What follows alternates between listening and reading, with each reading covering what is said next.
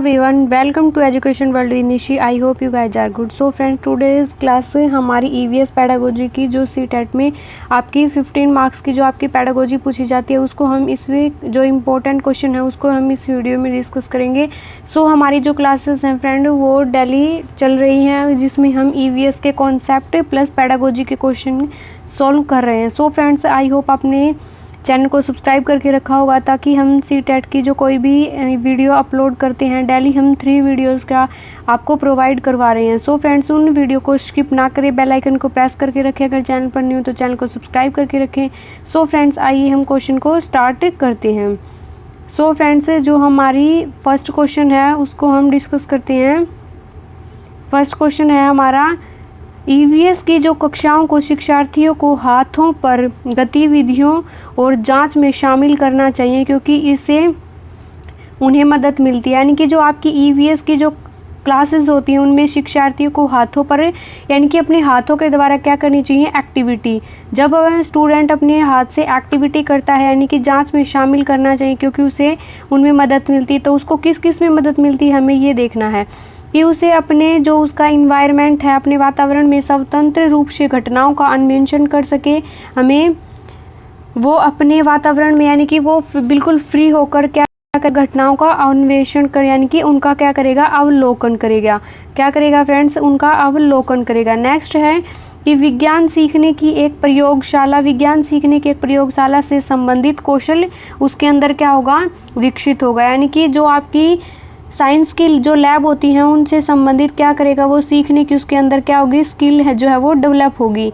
Next हमारा कि वैज्ञानिक अवधारणाओं को बेहतर तरीके से समझ पाएगा। यानी कि जो आपकी साइंस के जो कॉन्सेप्ट है उनको बेहतर तरीके से क्या कर पाएगा, वो समझ पाएगा। नेक्स्ट है कि विषयों में रुचि का जो विकास है उसमें यानी कि बच्चों का जो सब्जेक्ट में क्या बढ़ेगा, इंटरेस्ट बढ़ेगा। तो हमारा राइट ऑप्शन जो हो जाएगा, जब बच्चे को हम शामिल करते हैं अपने हाथों से, जब बच्चा एक्टिविटी करता है तो हमारा राइट ऑप्शन हो जाएगा फ्रेंड्स ए। अपने वातावरण के में स्वतंत्र घटनाओं को वो क्या करेगा, ऑब्जर्व करेगा। और जब बच्चा अपने आप ऑब्जर्व करता है यानी कि कोई एक्टिविटी करता है तो क्या करता है, वो उनको अच्छे से अपना सीख पाता है। नेक्स्ट हमारा क्वेश्चन है फ्रेंड्स कि एक शिक्षिका यानी कि एक टीचर अपने छात्रों को PT सरीसृप यानी कि जो सरीसृप वो होते हैं जो रेंगने वाले जो जीव जंतु होते हैं वो के बारे में पढ़ाते हुए कई उदाहरणों को देकर यानी कि पाठ को स्टार्ट करती है। सरीसृप तो उनको पाठ को शुरू करती है तो छात्राओं से उन विशेषताओं को खोजने के लिए कहती है जो उनके पास थी, उन प्रयोग वह उपयोग कर रहा है या कर रही है। तो वो कौन सा किस चीज़ का जो उपयोग है वो फ्रेंड्स कर रही है, यानी कि प्रेरक दृष्टिकोण अपना रही है या डिडक्टिव अप्रोच को अपना रही है या फिर इंडक्टिव अप्रोच अपना रही है या फिर इंडक्टिव और डिडक्टिव। यानी कि वो आगमन पहले एग्जाम्पल दे रही है, आगमन इंडक्टिव आगमन विधि जिसमें पहले क्या करा जाता है फ्रेंड्स, पहले एग्जाम्पल दिए जाते हैं यानी कि पहले एग्जाम्पल दिए जाते हैं फिर क्या किया जाता है, उनके नियम बताए जाते हैं। और इंडक्टिव में क्या होगा फ्रेंड्स, आपका पहले निगमन विधि में क्या होगा फ्रेंड्स, पहले क्या करे जाएंगे, बच्चे को पहले नी से याद रखना, पहले बच्चे को नियम समझाए जाएंगे, उसके बाद नियम के बाद क्या होगा फ्रेंड्स, उदाहरण करवाए जाते हैं। सो फ्रेंड्स, उसमें बच्चे को सरीसृप के बारे में पढ़ा रही है एक टीचर, तो उसको सरीसृप का पाठ शुरू करने के सरीसृप के बारे में पढ़ाते हुए कई उदाहरण देकर यानी कि जो पहले उदाहरण देकर फिर समझाती है और फिर बच्चे क्या करते हैं फ्रेंड्स, प्रेरक यानी कि वो मोटिवेट दृष्टिकोण अपना रही है। नेक्स्ट हमारा क्वेश्चन है फ्रेंड्स, कक्षा 5 के छात्रों के लिए एक शिक्षक जानवरों के बोझ पर एक कक्षा ले रही है। यानी कि जानवरों के जो बोझ है उन पर क्या कर रही है, चर्चा ले रही है। चर्चा करने से पहले वह एक वीडियो दिखाती है जहां एक गधा सामान से भरा हुआ बैग उठाए हुए है। गधा चलते समय लंगड़ा कर चलता है और शिक्षक अपने छात्रों के साथ चर्चा करने की कोशिश करे। यानी कि शिक्षक अपने पहले टीचर ने कि उनको वीडियो दिखाई जिसके अंदर एक गधा है, वो सामान से भरा हुआ बोरा वो अपने ऊपर लादे हुए और वो लंगड़ाता हुआ क्या कर रहा है, चल रहा है। तो शिक्षक अपने छात्रों के साथ चर्चा करने की कोशिश कर रही है, क्या बताने की कोशिश कर रही है, तो फ्रेंड्स वो गधे की उपयोगिता बताने की कोशिश कर रही है या फिर गधे का उपयोग परिवहन के लिए किया जा सकता है ये बताने की कोशिश कर रही है। या फिर पशुओं का अधिभार और शोषण के बारे में बता रही है, या फिर दोनों ए और बी। तो फ्रेंड्स वो एक वीडियोग्राफी के जरिए एक टीचर क्या सिखा रही है, हमारा राइट ऑप्शन हो जाएगा सी, कि वो पशुओं पर जो हम भार ढोते हैं और इतने भारी भारी क्या लाद देते हैं, उनके ऊपर बोझा लाद देते हैं और वो क्या कर पाते हैं, वो ठीक से चल भी नहीं पाते। तो इसमें टीचर क्या बता रही है बच्चों को कि पशुओं पर हमें शोषण जो है वो उनका शोषण नहीं करना चाहिए और उनको ऊपर अधिक भार नहीं लादना चाहिए। नेक्स्ट हमारा क्वेश्चन है फ्रेंड्स, हमारा क्वेश्चन नंबर 15 हम देखते हैं कि ईवीएस के पीछे की विचारधाराओं अरबिंदो और गांधी जैसे शिक्षक विचारकों के दर्शन के साथ मेल खाती हैं, जैसे कि ईवीएस के में, यानी कि जो ये विचारधारा थी अरबिंदो और गांधी जी जैसे शिक्षक विचारधाराओं के दर्शन के साथ उनमें मेल खाती है, जैसे कि ईवीएस में किन के साथ मेल खाती है, बच्चों में समस्या सुलझाने की अक्षमताओं को विकसित करना, बच्चों का समग्र विकास करना, या बच्चों में मानसिक सामाजिक क्षमताओं का विकास करना, या फिर ऑल ऑफ द अबो, यानी कि ये सभी। तो गांधी जी का और अरबिंदो जी का क्या विचार था कि बच्चों का जो है वो क्या हो फ्रेंड्स, समग्र विकास, यानी कि उनका फिजिकल डेवलपमेंट भी है क्या होना चाहिए, वो अच्छा होना चाहिए, उनका मेंटल डेवलपमेंट भी होना चाहिए, यानी कि उनका सोशल डेवलपमेंट भी होना चाहिए, यानी कि वो उनका ऑल राउंड डेवलपमेंट, समग्र विकास होना चाहिए। नेक्स्ट हमारा क्वेश्चन है कि फ्रेंड्स ईवीएस वर्ग के लिए बच्चों के प्रश्न महत्वपूर्ण है क्योंकि वे एक संकेतक यानी कि इंडिकेटर का काम करते हैं। बच्चों को क्या नहीं पता या फिर बच्चे क्या जानना चाहते हैं, यह स्वीकार करता है कि शिक्षक समझाने में सक्षम नहीं था, या फिर बच्चों की याद करने की क्षमता को बढ़ाता है। यानी कि ईवीएस में वर्ग के जो प्रश्न होते हैं वे महत्वपूर्ण है क्योंकि वे एक संकेतक हैं। किसके संकेतक हैं फ्रेंड्स, वो बच्चे को याद करने की क्षमता के संकेतक जो है फ्रेंड्स वो नहीं है। यह स्वीकार करता है कि शिक्षक समझाने में सफल नहीं था, ये भी नहीं है।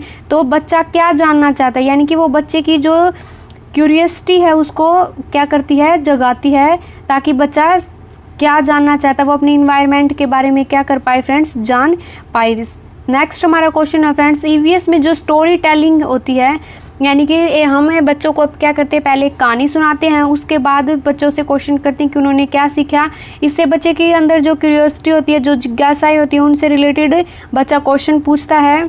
तो जो स्टोरी टेलिंग जो मेथड है, यानी कि आपका जो स्टोरी टेलिंग जो मेथड है वे एक प्रभावी शिक्षण रणनीति है, यानी कि वो एक प्रभावी शिक्षण रणनीति है। किस प्रकार से वो एक प्रभावी शिक्षण रणनीति है वो हम देखते हैं। यह सीखने वालों को सुनने की अक्षमताओं को विकसित करने में मदद करती है, यानी कि स्टोरी टेलिंग जो है वो सीखने वालों की अक्षमताओं को विकसित करती है, या फिर यह एक दूसरे के संदर्भ में स्थिति की कल्पना करने की अक्षमता को विकसित करती है। यानी कि इससे क्या होती है, इमेजिनेशन पावर जो है वो का विकास होता है, इमेजिन पावर उन बच्चे की क्या होती है, डेवलप होती है। नेक्स्ट है इससे कि शिक्षार्थियों में कहानी लेखन की अक्षमता विकसित होती है, या फिर हमारा नेक्स्ट जो है फ्रेंड्स एक पाठ को रोचक बनाती। तो स्टोरी टेलिंग जो मेथड है वो क्या करेगा फ्रेंड्स, बच्चे की जो कल्पना शक्ति है, यानी कि उसकी इमेजिनेशन जो पावर है उसको क्या करती है फ्रेंड्स, उसको बढ़ाती है, यानी कि उसका डेवलप करती है।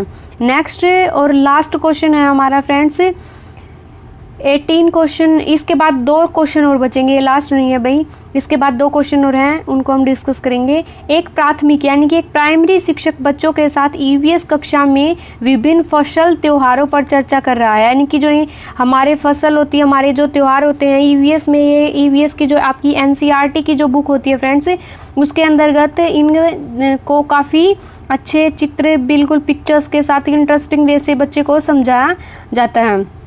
तो ये किस उनकी मदद करता है, यानी कि as a primary teacher EVS में जो आप फसल त्योहारों पर चर्चा कर रही हैं कि किस चीज़ में मदद करता है बच्चे की। सो फ्रेंड्स इन त्योहारों के बारे में जानने में मदद करता है, बिल्कुल करता है। 30 त्योहारों के बारे में बच्चे को क्या होगा, पता चलेगा, ये रबी की फसल कब बोई जाती है, खरीफ की फसल कब बोई जाती है, बच्चा इसके बारे में सीखेगा। 30 त्योहार कब आते हैं इसके बारे में बच्चा सीखेगा।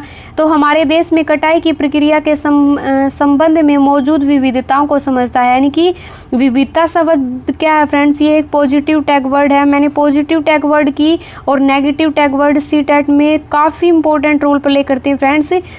आपके सीटेट का जो एग्ज़ाम है वो पैडागोजी बेस होता है, और पैडागोजी सोल्व करने की ट्रिक के विदाउट ट्रिक आप कंफ्यूज हो जाते हैं। अगर आप ट्रिक की वर्ड को पकड़ लेते हैं तो आपके काफ़ी जो है जल्दी आपके एग्ज़ाम बी में भी आपका टाइम भी सेव होता है और आप अच्छे से, आपका क्वेश्चन भी गलत होने के चांसेस नहीं होते और आप ऑप्शन को भी एलिमिनेट करना सीख जाते हैं। तो पॉजिटिव और नेगेटिव टैग वर्ड है वो काफ़ी इंपॉर्टेंट है। मैंने अपने चैनल पर वीडियो करवा रखी है फ्रेंड्स उसकी, आप तो इन दोनों वीडियो को आप स्किप ना करें, पॉजिटिव और नेगेटिव टैग वर्ड को, इससे आपको काफ़ी बेनिफिट मिलेगा। तो हमारा राइट ऑप्शन फ्रेंड क्या हो जाएगा, राइट ऑप्शन हमारा हो जाएगा डी। नेक्स्ट हमारा क्वेश्चन है फ्रेंड्स कि विज्ञान का जो ज्ञान है वो एक गतिशील शरीर है। विज्ञान ज्ञान का एक क्या है, गतिशील शरीर है। तो यानी कि इसमें वैज्ञानिक प्रक्रियाएं शामिल होती हैं या फिर यह एक समय के साथ बदलता रहता है। तो विज्ञान की हमारी जो टेक्नोलॉजी है वो फ्रेंड्स किसके साथ, समय के साथ बदलती या फिर रचनात्मक लोग शामिल होते हैं, इसका विस्तार होता जाता है। तो हमारा राइट ऑप्शन हो जाएगा फ्रेंड्स बी कि ये समय के साथ टेक्नोलॉजी में क्या होता है, परिवर्तन आता रहता है। नेक्स्ट हमारा क्वेश्चन है कि 20 क्वेश्चन हमारा शायद ये लास्ट क्वेश्चन हो, इसके बाद हम देखते हैं कि और कोई क्वेश्चन है या नहीं है। तो इसके बाद शायद एक क्वेश्चन हो रहा है, ये लास्ट क्वेश्चन नहीं है, इसके बाद फिर हमारे क्वेश्चन खत्म हो जाएंगे। विज्ञान में व्यवहारिक कार्य में छात्र शामिल हैं, यानी कि विज्ञान में जो व्यवहारिक एक्टिविटी होती है उसमें छात्र शामिल होते हैं, किसमें, केवल प्रयोग करने में या प्रयोगशाला केवल काम करती है, दोनों सामग्री और अप्रत्यक्ष अनुभव से जुड़ने में या फिर हाथों से अनुभव करने में। तो दोनों सामग्री और अप्रत्यक्ष अनुभवों से बच्चों को जुड़ने का लैब में क्या होता है फ्रेंड्स, मौका मिलता है और बच्चे अपने हाथों से उस चीज़ को, उस प्रयोग को करके सीखते हैं, तो वो काफ़ी अच्छे तरीके से समझ पाते हैं। नेक्स्ट हमारा क्वेश्चन है फ्रेंड्स विज्ञान शिक्षण में दृष्टिकोण होना चाहिए, यानी कि बच्चे का एक किस टाइप का दृष्टिकोण होना चाहिए विज्ञान को, और या फिर हम यहाँ पर लिख देते ईवीएस में, तो किस टाइप का जो है वो एटीट्यूड होना चाहिए। बाल केंद्रित एटीट्यूड होना चाहिए, स्कूल केंद्रित, पाठ्यक्रम केंद्रित, शिक्षक केंद्रित। पहले जो हमारी एजुकेशन थी वो क्या थी, टीचर केंद्रित थी, टीचर सेंटर्ड एजुकेशन थी, लेकिन अब जो है हमारी क्या होगी, चाइल्ड सेंटर्ड एजुकेशन हो गई, चाइल्ड सेंटर्ड एजुकेशन हो गई। तो कोई भी किसी भी सब्जेक्ट के अकॉर्डिंग जब हम बच्चे को शिक्षा देते तो टीचर के अकॉर्डिंग ना होकर बच्चा क्या, बाल केंद्रित शिक्षा होनी चाहिए, टीचर सेंटर ना होकर बाल केंद्रित, यानी कि बच्चे की रुचि, क्षमताओं और उनकी योग्यताओं, उनके इंटरेस्ट के अकॉर्डिंग बच्चे को क्या करना चाहिए, पढ़ाना चाहिए। ये नहीं कि टीचर चाहे जब चाहे मार, बच्चे पढ़े ना पढ़े, यानी कि तो इंटरेस्ट नहीं होगा तो बच्चा क्या कर पाएगा, सीख नहीं पाएगा। जो का एनसीएफ है वो भी क्या करता है, आपका बाल केंद्रित शिक्षा को बढ़ावा देता है। सो फ्रेंड्स, आई होप आपको वीडियो पसंद आई। अगर वीडियो पसंद आई तो don't forget like, share and comment. अगर चैनल पर नहीं हो तो चैनल को सब्सक्राइब करके रखें, बेल आइकन को प्रेस करके रखें ताकि अपकमिंग वीडियोज़ की नोटिफिकेशन आपको मिलती रहें। और अपने फ्रेंड्स के साथ ज़रूर शेयर करें फ्रेंड्स वीडियो को, और कमेंट करके ज़रूर बताएं नेक्स्ट आप किस टीचिंग एग्ज़ाम की तैयारी कर रहे हैं और आपको किस टॉपिक पर वीडियो चाहिए। So friends, bye bye everyone.